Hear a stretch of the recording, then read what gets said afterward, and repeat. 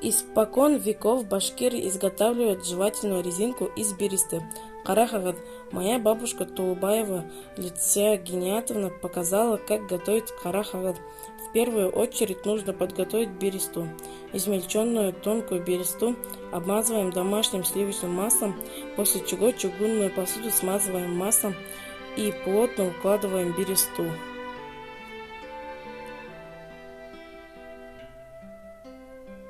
Ставим в горячий уголь в печку.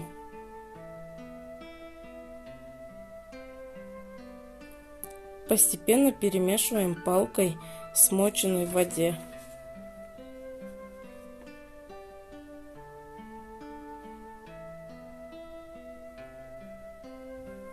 Нужно следить за процессом, чтобы жевательная резинка не загорелась.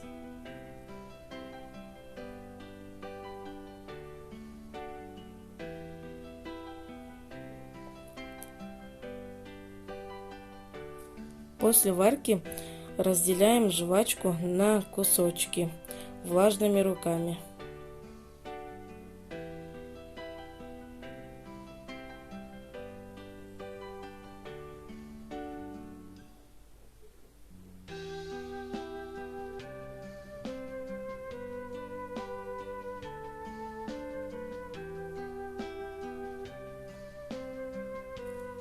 Видео было сделано учеником 7 Б класса Башкирского лицея имени Рамазана Убитбаева Трубковым Айгизом.